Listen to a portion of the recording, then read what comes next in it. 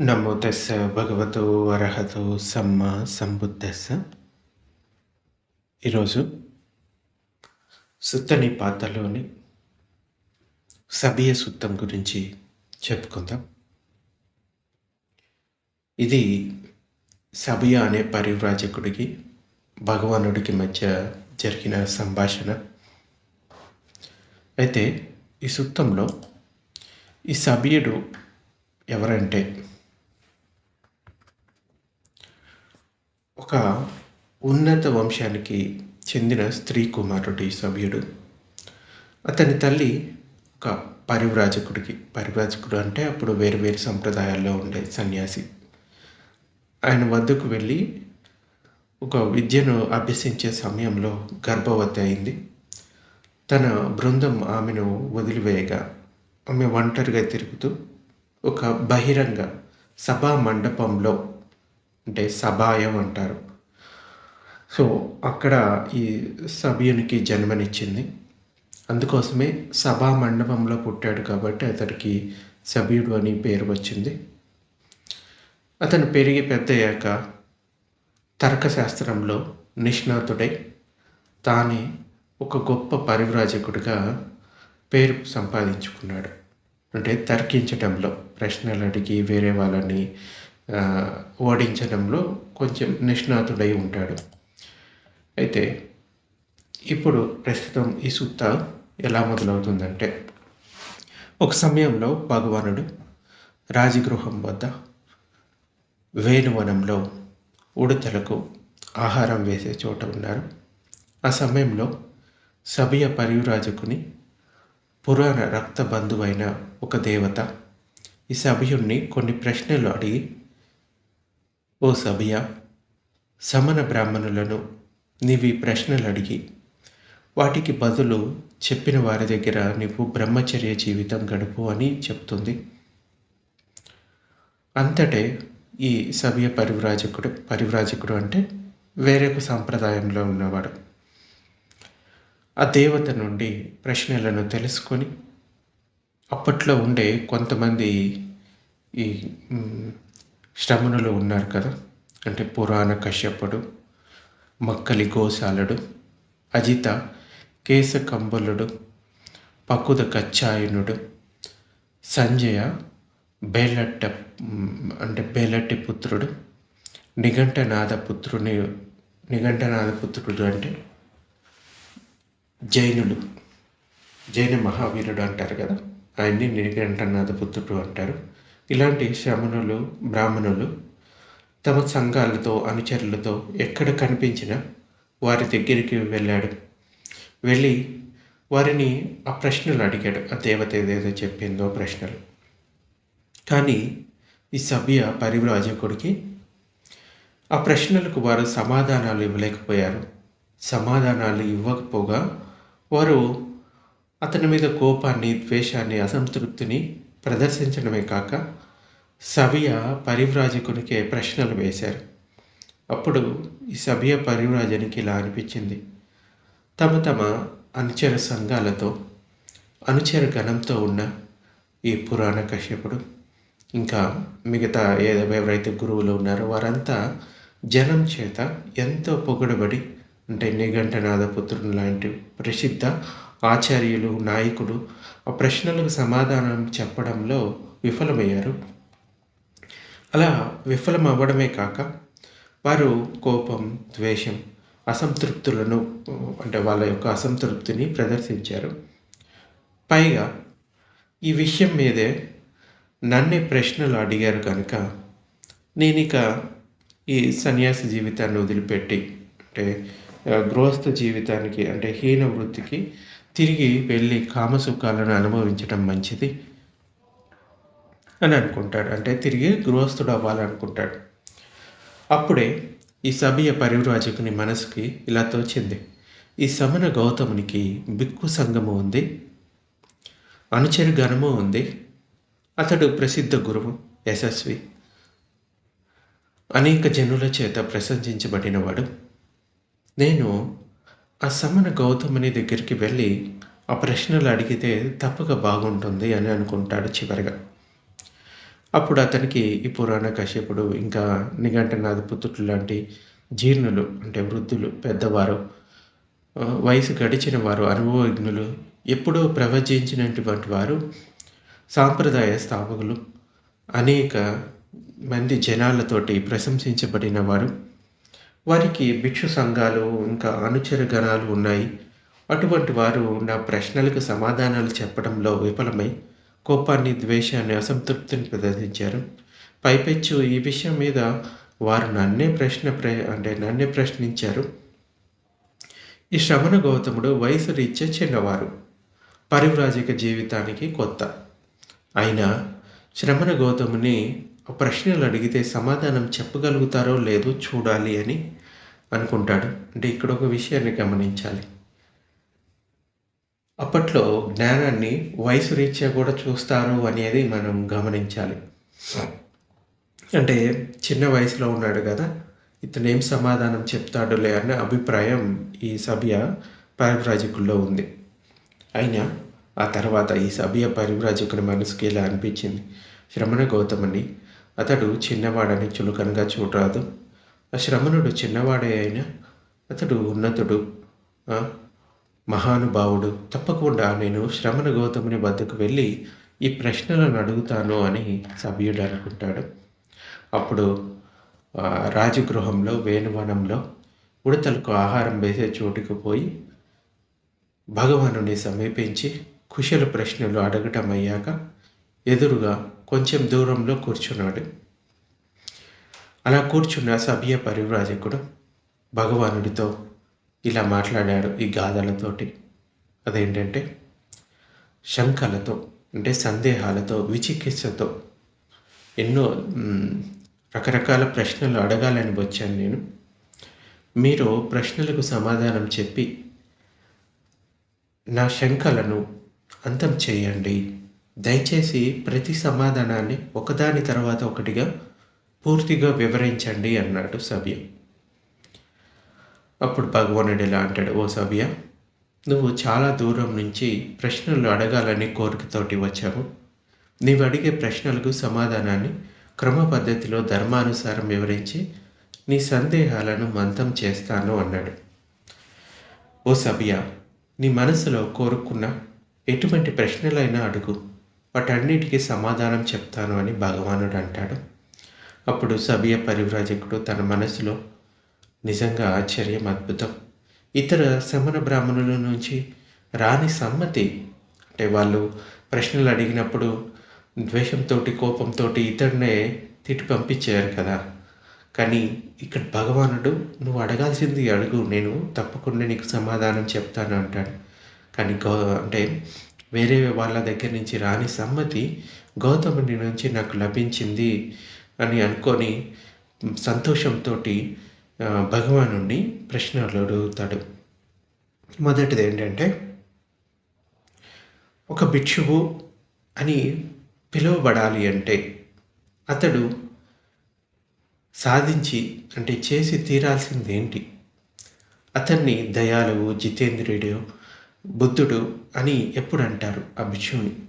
భగవాన్ నా ఈ ప్రశ్నకు సమాధానాన్ని చెప్పండి అని అడుగుతాడు. ఓ సభ్య, తనకై తాను నిర్మించుకున్న మార్గం ద్వారా పరినిబ్బానాన్ని పొందినవాడు, శంకను జయించినవాడు, విభవ భవాలను వదిలి పునర్భవాన్ని అంటే పునర్జన్మాన్ని పూర్తిగా నాశనం చేసిన వాడే భిక్షువు. అతడు అన్ని వేళలా ఉపేక్షతో, సతితో ఉంటాడు. ఈ ప్రపంచంలో అతడు ఎవరికీ హాని చేయడు.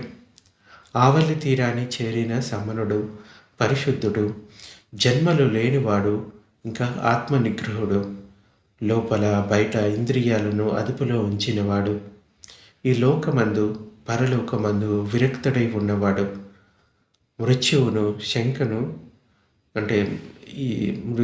శంకిస్తూ తనకు శిక్షణ తీసుకున్నవాడు, సుశిక్షితుడు అయినవాడు అంటారు. అన్ని యుగాలలో సంసార చక్రంలో జీవుల రాకపోకలను తెలిసినవాడు, విగతరజుడై పాప విముక్తుడై విశుద్ధుడై జన్మ నాశనాన్ని పొందినవాడు అని అతడు బుద్ధుడు అని చెప్తాడు. అప్పుడు సభ్య పరివ్రాజకుడు భగవానుడి మాటలను అభినందించి ఆమోదించి సంతోషించి ప్రమోదంతో హర్షంతో భగవానుడిని మరో ప్రశ్న అడిగాడు. బ్రాహ్మణుడు అని పిలువబడడానికి ఒకడు ఆవశ్యం సాధించి తీరవలసిందేంటి? శ్రమణుడని ఎవరిని పిలుస్తారు? స్నాతకుడు అంటే స్నాతకుడు అని ఎవరిని అంటారు? శ్రేష్ఠుడని ఎవరిని అనబడతాడు అంటే ఎవరిని అంటారు? భగవానుడు నా ఈ ప్రశ్నలకు సమాధానం చెప్పండి అంటాడు. ఇక్కడ స్నాతకుడు అంటే స్నానం చేసినవాడు, బ్రాహ్మణుడైతే బ్రహ్మచర్యం పూర్తి చేసినవాడు, బౌద్ధంలో అయితే బుద్ధుని బోధనల్లో పరిపూర్ణమైన వాడిని స్నాతకుడు అంటారు. అంటే చతురార్య సత్యాల బోధను ఎరిగినవాడు అని అర్థం. ఇక్కడ బ్రాహ్మణుడు అనే పదానికి 2 రకాల అర్థాలు ఉంటాయి. పుట్టుకతో బ్రాహ్మణ కుటుంబంలో పుట్టడం, అలాగే ఎవరైతే అర్హంత స్థితిని పొందారో, నిబ్బానాన్ని పొందారో వారిని బ్రాహ్మణుడు అని పిలుస్తారు. బౌద్ధంలో అయితే ఎవరైతే నిబ్బానాన్ని పొందారో, పూర్తి రాగ ద్వేష మోహాలను అంతం చేసుకున్నారో వారిని బ్రాహ్మణ అనే పదంతో పిలుస్తారు బౌద్ధంలో అయితే. అయితే సబీర్ అడిగాడు కదా, స్నాతకుడు అని ఎవరిని అంటారు అని అడిగితే భగవానుడు చెప్తాడు, ఓ సభ్య, సర్వ పాపాలను పరిహరించి విమలుడై మంచి ఏకాగ్రత కలిగిన వాడై ధీరుడై సంసారాన్ని దాటి స్వతంత్రుడైన వానిని బ్రాహ్మణుడు అంటారు. పాప పుణ్యాలను వెనకనే వదిలివేసి ప్రశాంతుడై మాలిన్యాలను కడిగి వేసుకున్నవాడై ఇహలోకాన్ని ఇంకా ఉత్తర లోకాన్ని అర్థం చేసుకున్నవాడై జనన మరణాలను జయించిన అటువంటి వాడు శ్రమణుడు అనబడతాడు. ఎవడు ఈ ప్రపంచంలో లోపల బయట సకల పాపాలను కడిగి వేసుకొని కాలబుద్ధులైన దేవతల మధ్య మానవుల మధ్య జన్మించాడో వారు స్నానం చేసినవాడు అంటే నహతకుడు అంటారు. అదే స్నాతకుడు అంటాం కదా, అది. ఈ లోకంలో ఏ నేరం చేయకుండా సర్వ సంయోజనాలను అంటే బంధాలను త్యజించి దేనిని పట్టుకు వేలాడకుండా విముక్తుడైన వాణిని నాగుడు అని పిలుస్తారు. సవ్య పరివ్రాజకుడు ఈ సమాధానంతో సంతోషించి మళ్ళీ ప్రశ్న అడుగుతాడు. బుద్ధుడు ఎవరిని లోకాలను జయించినవాడు అంటే క్షేత్రజనుడు అంటారు. కుశలుడని ఎప్పుడు అంటారు? పండితుడు ఎవరు? ముని అని ఎప్పుడు అంటారు? భగవాన్, నా ఈ ప్రశ్నలకు సమాధానం చెప్పండి అంటాడు సవ్యుడు. ఎవరైతే అన్ని క్షేత్రాలను అంటే అన్ని లోకాలను, దేవ మానవ బ్రహ్మలోకాలను పరీక్షించి ఈ సర్వలోకాలతో ఉన్న మూల బంధాల నుండి విముక్తుడవుతాడో అతడు క్షేత్రజనుడు అంటే లోకాలను జయించినవాడు అని భగవానుడు అంటాడు. ఇంకా సర్వకోశాలను అంటే సంపదలను, దేవ మనుష్య బ్రహ్మ సంపదలను విశ్లేషించి వాటి మూల బంధాల నుండి విముక్తుడైన వాడిని పుణ్యవంతుడు అంటే కుశలుడు అని అంటారు. ఉభయ ఆయతనాలను అంటే మనస్సుని ఇంకా బయట ప్రపంచాన్ని పరిశీలించిన తర్వాత అతనికి శుద్ధమైన ప్రజ్ఞ లభిస్తుంది. అలా మంచి చెడులను అతిక్రమించిన వాడు దాని వలన పండితుడు అనబడతాడు. ఈ ప్రపంచంలో బాహ్యంగాను అంతరంగంగాను సత్య అసత్య లక్షణాలను తెలిసినవాడు దేవతల చేత మనుషుల చేత పూజితుడవుతాడు. బంధన జాలాన్ని ఛేదించుకున్న అతన్ని ముని అంటారు. సభ్య పరివ్రాజకుడు సంతోషించి మళ్ళీ ప్రశ్న అడుగుతాడు. దేనిని పొందిన వానిని వేదగు అంటారు? వేదగు అంటే సర్వం తెలిసినవాడు అని అర్థం. ఇంకా అనువిధుడు అంటే బాగా తెలిసినవాడు అని ఎవరిని అంటారు? వీర్యవంతుడు అని ఎవరిని అంటారు అంటే, సరైన ప్రయత్నం చేసేవాడిని వీర్యవంతుడు, పట్టుదలతో కృషి చేసేవాడిని వీర్యవంతుడు అంటారు. ఒకడు ఆజానీయుడు అంటే సదాచారుడు ఎప్పుడు అవుతాడు? భగవాన్ ఈయన ప్రశ్నలకు సమాధానం ఇవ్వండి అంటాడు. ఓ సభయ, శ్రమణులు బ్రాహ్మణులు ఎరిగిన అన్ని అనుభూతులను జయించి అన్ని వేదనల నుండి విరక్తుడైన వాడే వేదకుడు అంటే పారంగతుడు అన్నాడు. అంటే సర్వం తెలిసినవాడు అని భగవానుడు చెప్తాడు. ఈ నామరూపాలను అంటే పంచస్కందాలను, రూపం అంటే శరీరం, నామం అంటే మనసు, వాటిని పరిపూర్ణంగా తెలుసుకొని అవి లోపల బయట రోగమూలమని భావించి అన్ని రోగాలకు మూలమైన ఈ ముఖ్య బంధనం నుండి విముక్తుడైన వాడు అనువిధుడు అనబడతాడు. అంటే బాగా తెలిసినవాడు అనబడతాడు. అంటే ఈ నామరూపాలను బాగా పరీక్షించి తెలుసుకున్నవాడే ఈ అనువిధుడు. ఈ ప్రపంచంలోని సర్వ పాపాలను వదిలి విరతుడై నరక దుఃఖం నుండి బయటపడిన వీర్యవంతుణ్ణి ధీరుడు అంటారు. లోపల బయట అన్ని బంధనాలను ఛేదించి అన్ని బంధన మూలాల నుండి విముక్తుడైన వాణిని ఆజానీయ అంటారు. అంటే సదాచారుడు, సదాచార సంపన్నుడు అంటారు. ఇక సభ్యుడు ఈ సమాధానానికి సంతోషించి మళ్ళీ ప్రశ్న అడుగుతాడు. దేనిని పొందిన వాణ్ణి సోతీయుడు అంటారు. అరియుడని ఎప్పుడు అనబడతాడు? మంచి నడత కలవాడు అని ఎప్పుడు అవుతాడు? పరివ్రాజకుడు ఎలా అవుతాడు? భగవాన్ ఈ నా ప్రశ్నలకు సమాధానం చెప్పండి అంటాడు. ఈ లోకంలో అన్ని ధర్మాలను విని అర్థం చేసుకొని ఏది నింద్యమో ఏది అనింద్యమో అంటే నిందారహితమో తెలిసిన విజేత శంక విముక్తుడు, అన్ని విధాల దుఃఖం నుండి విముక్తుడు అయిన వాణ్ణి సోతీయుడు అని అంటారు. మనోమాలిన్యాలను వాంఛలను ఛేదించి జ్ఞాని అయ్యి మళ్ళీ గర్భప్రవేశం చేయక త్రివిధ సన్యలు అనబడే బురదను దూరం చేసి కాలాతీతుడైన వాణిని ఆర్యుడు అంటారు. త్రివిధ సన్యలు అంటే లోభం, ద్వేషం, మోహం, వీటిని పూర్తిగా అంతం చేసినవాడు అతడిని ఆర్యుడు అంటారు. ఈ ప్రపంచంలో ఆచరణయుక్తుడై కుశలుడై ధర్మాన్ని అన్ని విధాలా తెలుసుకున్నవాడు విముక్త చిత్తుడు. అతడు దేనిని పట్టుకు వేలాడడు.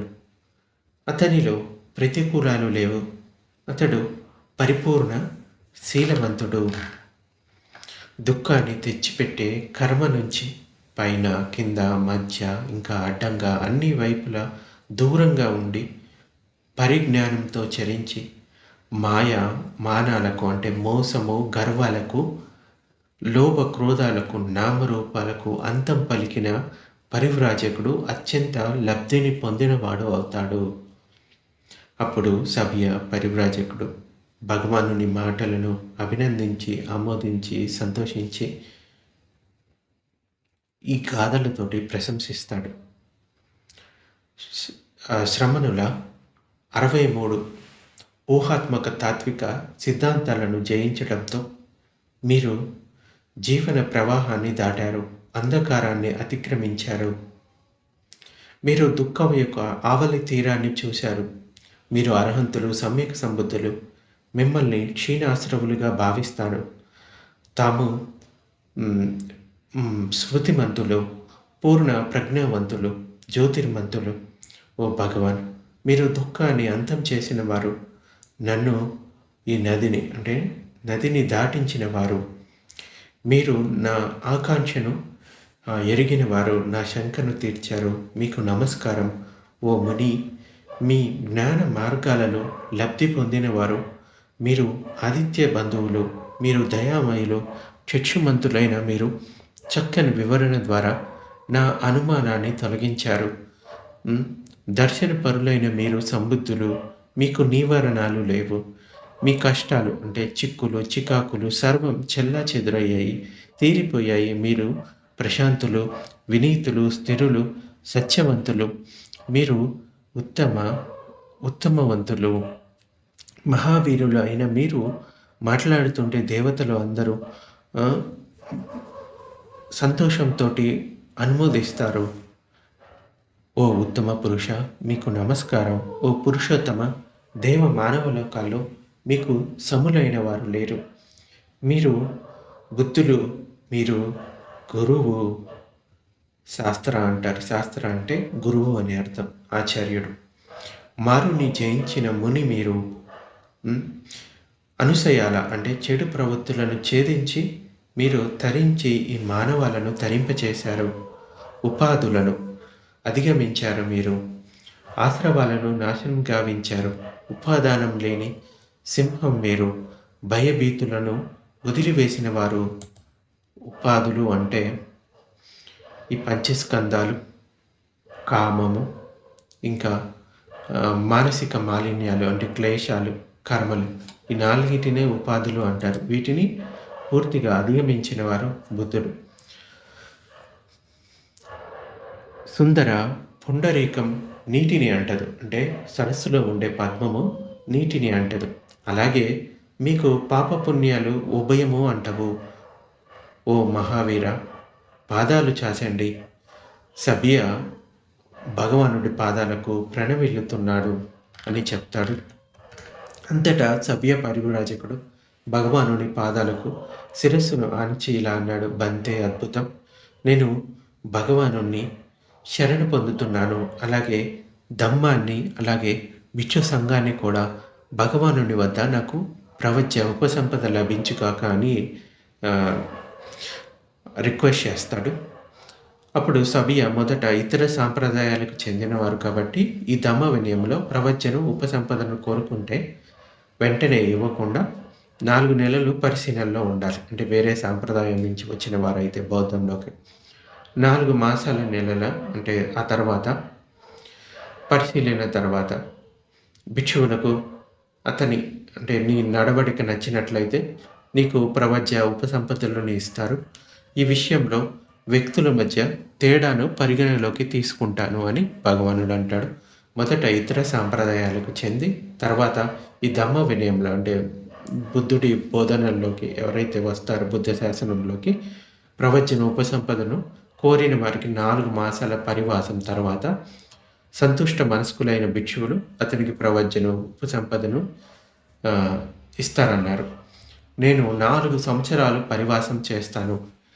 అంటే 4 నెలలు కాదు, కావాలంటే 4 సంవత్సరాలు పరివాసం చేస్తాను. ఆ 4 సంవత్సరాల అనంతరం సంతుష్టులైన భిక్షువులు నాకు ప్రవచనం ఉపసంపదను ఇద్దురుగాక అని సభ్యుడు అంటాడు. సభ్య పరివ్రాజకుడు భగవానుని వద్ద ప్రవచన ఉపసంపదను గ్రహించి అతడు కూడా అంటే సాధన చేసి అర్హంతుల్లో ఒకడవుతాడు. ముఖ్యంగా ఈ సుత్తంలో మనం గమనించాల్సిన విషయాలు కొన్ని ఉన్నాయి. మొదట ప్రశ్నలు అడిగేటప్పుడు ప్రశ్నలు అడగడం తప్పు కాదు, సరైన ప్రశ్నలు అడగడం చాలా ముఖ్యము. సరైన వ్యక్తులను అడగడం ఇంకా ముఖ్యం. అంటే ప్రశ్న అడగడం తప్పు కాదు, సరైన వ్యక్తిని ప్రశ్నించినప్పుడే సరైన జ్ఞానం లభిస్తుంది. ముఖ్యంగా సభ్యుడు 6 అప్పట్లో ప్రసిద్ధ గురువుల వద్దకు వెళ్ళినప్పుడు అతనికి సమాధానాలు దొరకలేదు సరికదా. వారు ఎదురు దాడి చేశారు, ప్రశ్నల దాడి చేశారు అతని మీద. కానీ బుద్ధుడు అతన్ని ప్రేమతో ఆహ్వానించి తార్కికంగా సమాధానాలను ఇస్తాడు. ఒకసారి ఈ సుత్తం మొత్తాన్ని గనక మనం సమ్మరైజ్ చేసి చూస్తే నిజమైన బ్రాహ్మణుడు ఎవడు, శ్రమను ఎవడని అడుగుతాడు. భగవానుడు చెప్పింది ఏంటంటే ఎవరో తనలోని రాగద్వేషాలను అహంకారాన్ని పూర్తిగా తొలగించుకుంటారో, ఎవరి మనస్సు మాలిన్యం లేకుండా ఉంటుందో వారే నిజమైన బ్రాహ్మణుడు. అలాగే సంసారంలోని సుఖదుఖాలకు అతీతంగా మనస్సును ప్రశాంతంగా ఉంచుకొని ఏ కోరికలు లేనివాడే నిజమైన శ్రమణుడు అని చెప్తాడు. ఇంకా నిజమైన పండితుడు ఎవరు, నిజమైన ముని ఎవరు అని అడిగినప్పుడు లోకంలోని కుశల అకుశల అంటే మంచి చెడు కర్మల స్వభావాన్ని గ్రహించి వాటి బంధనాల నుండి విముక్తుడైన వాడే పండితుడు. బాహ్యంగా మౌనం పాటించడం మాత్రమే కాదు ముని అంటే, అంతర్గతంగా ఆలోచనల ప్రవాహాన్ని నియంత్రించి తృష్ణను అంటే కోరికను జయించిన వాడే నిజమైన ముని. ఇంకా స్నాతకుడు ఎవరు అని అడుగుతాడు, అలాగే అర్యుడు అంటే ఎవరు అని అడుగుతాడు. అంటే నదుల్లో స్నానం చేయడం వల్ల పాపాలు పోవు, తన మనసులోని అపవిత్రమైన ఆలోచనలను జ్ఞానం అనే నీటితో కడిగి వేసుకున్నప్పుడే అతడు స్నాతకుడు అనబడతాడు. అంటే ఇంకా అర్యుడు అంటే అజ్ఞానాన్ని ఛేదించి ఇంద్రియాలకు బానిస కాకుండా నిబ్బాన మార్గంలో నడిచిన వాడే నిజమైన అర్యుడు అనబడతాడు. ముఖ్యంగా ఒక మనిషికి విలువ అన్నది అతని పుట్టుక వల్ల కానీ చదువు వల్ల కానీ రాదు. అతని ప్రవర్తన, ఆలోచనలు మరియు ఇంద్రియ నిగ్రహం వల్ల మాత్రమే వస్తుంది. అలాగే బాహ్య ఆచారాల కంటే మనసుని శుభ్రం చేసుకోవడమే అసలైన ఆధ్యాత్మికత. అలాగే సత్యాన్వేషణలో ఓపిక అన్నది చాలా అవసరం. నిజమైన జ్ఞానం బాహ్య రూపంలో కాకుండా అంతర్గత మార్పులో ఉంటుంది అనేది మనం గమనించాలి. ఎవరు కూడా పుట్టుక వల్ల గొప్పవారు కాదు, కేవలం ప్రవర్తన మరియు తమ మనస్సును గెలుచుకోవడం వల్లే పూజనీయుడు అవుతాడని బుద్ధుడు స్పష్టంగా చెప్తారు. అయితే ఈ సూత్రాన్ని ఇప్పటి సొసైటీకి ఎలా అన్వయించుకోవచ్చు? 5 ముఖ్యమైన విషయాలతోటి మనం అన్వయించుకోవచ్చు. బుద్ధుడి కాలంలోనే కాదు, ఇప్పటికి కూడా ఈ భేదాలు మనం చూస్తూనే ఉంటాం. ముఖ్యంగా కులం అంటే జన్మ కంటే గుణమే ముఖ్యము. నేటి సమాజంలో కులం, మతం, హోదా ఆధారంగా మనుషుల్ని అంచనా వేయడం చూస్తూ ఉంటాం. సభ్య సూత్రంలో బుద్ధుడు ఏం చెప్పారు అంటే, బ్రాహ్మణుడు అంటే పుట్టుకతో వచ్చేది కాదు, పవిత్రమైన ప్రవర్తనతో వచ్చేది అని స్పష్టంగా చెప్పారు. అలాగే ఒక వ్యక్తి ఏ కులంలో పుట్టాడు అనే దానికంటే అతను సమాజానికి ఎంత మేలు చేస్తున్నాడు, ఎంత నిజాయితీగా ఉన్నాడు అనేదే కొలమానం కావాలి అని క్లియర్గా చెప్తాడు. క్యారెక్టర్ ముఖ్యం కానీ ఎక్కడ పుట్టారు అన్నది ముఖ్యం కాదు. అలాగే రెండోది ప్రశ్నించే తత్వం అంటే హేతుబద్ధత అన్నది కావాలి. సభ్యుడు ఏ విషయాన్ని గుడ్డిగా నమ్మలేదు. పెద్ద పెద్ద గురువులు చెప్పినప్పటికీ తన ప్రశ్నలకు సరైన సమాధానం దొరికే వరకు అన్వేషించాడు. ముఖ్యంగా ప్రస్తుత సమాజంలో ఎన్నో రకాల ఫేక్ న్యూస్లు లేకుంటే మూఢనమ్మకాలు ఎక్కువ అవుతూ ఉంటాయి. ఏదైనా విషయాన్ని నమ్మే ముందు ఈ సభ్యుడిలాగా తర్కంతో ఆలోచించడం. అంటే ఒక గురువు దగ్గర ఇంతమంది ఫాలోవర్లు ఉన్నారు, ఇంతమంది ఫాలో అవుతున్నారు కాబట్టి ఇది నిజమై ఉండొచ్చు అని గుడ్డిగా నమ్మకుండా తన తర్కంతో ఆలోచించడం మొదలుపెట్టాలి.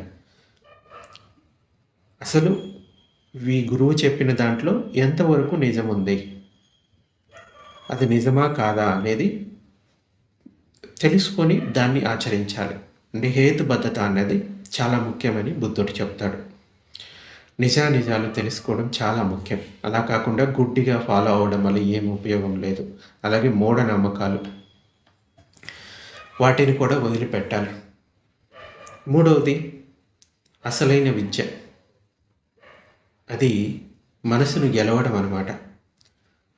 మనం డిగ్రీలు, పీజీలు చదువుతూ ఉంటారు, కానీ కోపం, అసూయ, స్వార్థం వంటి వాటిని వదలలేకపోతూ ఉంటారు. బుద్ధుడు ఈ సూత్రంలో పండితుడు అంటే కేవలం గ్రంథాలను చదివినవాడు కాదు, తన ఇంద్రియాలను గెలిచినవాడు అని చెప్తారు.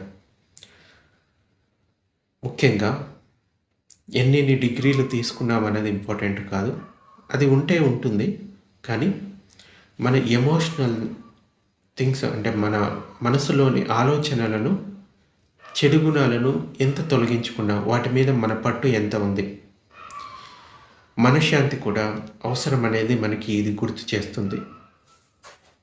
అలాగే బాహ్య ప్రదర్శన కంటే అంతర్గత శుద్ధి చాలా ముఖ్యం. అంటే ఈ సూక్తంలో స్నాతకుడు అని వచ్చింది, అంటే నహాతక అని వచ్చింది కదా. దీనికి కేవలం నదుల్లో స్నానం చేస్తే పాపాలు పోవు, మనసులోని చెడు ఆలోచనలు కడిగేసుకోవడమే అసలైన స్నానం. అంటే అంతర్గత శుద్ధి చేసుకోవాలి. ఆడంబరమైన పూజలు, ఖరీదైన దానాల కంటే మనసులో ఇతరుల పట్ల ప్రేమ, కరుణ కలిగి ఉండడమే అసలైన ఆధ్యాత్మికత అనేది గుర్తుంచుకోవాలి. అలాగే సహనం, శాంతిని కలిగి ఉండాలి. సభ్యుడు ప్రశ్నలు అడిగినప్పుడు ఇతర గురువులు కోపగించుకున్నారు, కానీ బుద్ధుడు ప్రశాంతంగా సమాధానమిచ్చారు. ముఖ్యంగా నేటి సమాజానికి ఈ సోషల్ మీడియాలో లేకుంటే బయట భిన్న భిన్న అభిప్రాయాలు ఉన్నప్పుడు వెంటనే ఆవేశపడిపోవడం, ఒక కామెంట్ పెట్టేయడం, లేకపోతే ఒక మాట అనేయడం, అలా కాకుండా బుద్ధినిలా కొంచెం ఓపికతోటి ఇతరుల అభిప్రాయాలను వినడం, శాంతయుతంగా చర్చించడం నేర్చుకోవాలి. మొదట ఎదుటి వాళ్ళు ఏం చెప్తున్నారో పూర్తిగా విన్న తర్వాత సమాధానం చెప్పడానికి ప్రయత్నించాలి. ముఖ్యంగా బాహ్యంగా కొంతమంది జుట్టు జడలు కట్టుకున్నంత మాత్రాన, లేదా ఒక ప్రత్యేకమైన బట్టలు వేసుకున్నంత మాత్రాన ఎవరు పవిత్రులు కారు. ఎవరిలో సత్యం, ధర్మం ఉంటాయో వారే పవిత్రులు అనేది చూడాలి. అలాగే అజ్ఞానం, కోపం, ద్వేషం అనే కలుపు మొక్కలను తొలగించి కరుణ, ప్రజ్ఞ అనే పంటను పండించిన వాడే నిజమైన క్షేత్రం తెలిసిన వాడు విజేత అని చెప్పవచ్చు. అంటే మనం బయట ప్రపంచాన్ని జయించాలని చూస్తాం, అంటే డబ్బు, పదవి, ఇంకా ఇవేవేవో కోరుకుంటూ ఉంటాం, కానీ మన లోపల ఉన్న ఆలోచనలు జయించలేకపోతున్నాం. బుద్ధుడు చెప్పినట్లు మన లోపలి క్షేత్రంపై మనకు అవగాహన ఉంటేనే మనశ్శాంతి లభిస్తుంది. అలాగే ముఖ్యంగా ఇంద్రియాల నియంత్రణ గురించి చెప్తాడు. పరివ్రాజకుడు అంటే ఒక సంచారి అని అర్థం. ఈ సవ్య పరివ్రాజకుడు గురించి అడిగినప్పుడు బుద్ధుడు అంటే అసలైన పరివ్రాజక ఏంటి అంటే కేవలం ఊర్లు తిరగడం గురించి చెప్పలేదు. కొంతమంది అంటే ఒక వ్యక్తిని తీసుకోండి, ఒక చోటు నుంచి మరో చోటుకి వెళ్ళడం కాదు, ఒక ఇంద్రియ భోగం నుండి మరో భోగం వైపు పరుగులెత్తే మనసుని అదుపులోకి ఉంచుకోవడమే అసలైన ప్రయాణం. ముఖ్యంగా సోషల్ మీడియా, స్మార్ట్ ఫోన్స్ యుగంలో మన ఇంద్రియాలను నిరంతరం బయట విషయాల వైపు లాగుతూ ఉంటాయి. ఈ సూత్రం మనకు ఇదే చెప్తుంది. మనసుని ఏకాగ్రతతో ఉంచుకోవడం ఎంత ముఖ్యమో గుర్తు చేస్తుంది. బయట విషయాల వైపు మన మనసు ఎలా పరిగెడుతుందో చూడమని చెప్తుంది. ఇంకా ఈ సభ్యుడు ఒక అన్వేషి. అతను తనకు తెలియని విషయాలను అడగడానికి సిగ్గుపడలేదు. చాలామంది తమకు తెలియకపోయినా తెలిసినట్లు నటిస్తూ ఉంటారు ఇగోతోటి. సభ్యుడు తన సందేహాలను నివృత్తి చేసుకునే వరకు విశ్రమించలేదు. సరైన గురువు దగ్గర సరైన ప్రశ్నలు అడిగితే సరైన సమాధానాలు దొరుకుతాయని కూడా ఈ సూక్త చెప్తుంది. తప్పుడు గురువుల దగ్గరికి వెళ్తే తప్పుడు సమాధానాలే దొరుకుతాయి. అలాగే జ్ఞానం కోసం బయట ప్రపంచంలో వెతకడం ఆపేయాలి. అంటే కొంతమంది తిరుగుతూ ఉంటారు ఒక చోటి నుంచి ఇంకొక చోటికి. ఎందుకు అంటే మాకు జ్ఞానం కోసం అంటారు. అలా తిరగడం వల్ల ఏమీ రాదు జ్ఞానం. మన మనసులో ఏం జరుగుతుందో చూడాలి, మన మనసులో ఉన్న వాటిని తొలగించుకోవాలి, అనుషయాలను. ఏదైనా నేర్చుకోవాలని తపన ఉండాలి. సమాధానం దొరకనప్పుడు నిరాశ చెందకుండా సరైన మార్గదర్శిని కూడా వెతకాలి అనేది చెప్తుంది. అలా కాకుండా ఏదో దొరికింది కదా అని ఏ గురువు దగ్గర అంటే ఆ గురువు దగ్గరికి వెళ్ళిపోతే వాళ్ళు తప్పుడు మార్గంలో వెళ్ళడమే కాకుండా మీకు కూడా తప్పుడు మార్గాన్ని చూపించే అవకాశం ఉంటుంది. అయితే కొంతమంది ఇలా అనుకుంటారు, మనం ఒక నదిలో స్నానం చేస్తున్నప్పుడు శరీరం శుభ్రపడుతుంది, కానీ ఆ స్నానం చేసిన వెంటనే బయటకు వచ్చి ఎవరినో ఒకరిని తిట్టామనుకోండి, ఆ స్నానం వల్ల ప్రయోజనం లేదు. అంటే శుద్ధి అనేది లోపల జరగాలి, బయట కాదు. అంచేత ఈ సుత్తంలో చెప్పిన విషయాలను గ్రహించి రోజువారీ జీవితంలో మనం వాటిని ఆచరించి చిత్త విముక్తులు కావడానికి ప్రయత్నించాలి. అంటే మన లోపల సుఖశాంతులకు దుఃఖానికి కారణం మన మనసులో ఉన్న చెడు గుణాలే అని తెలుసుకొని ఆ చెడు గుణాలను తొలగించుకోవడానికి ప్రయత్నించాలి. ఇది ఈరోజు ప్రవచనం.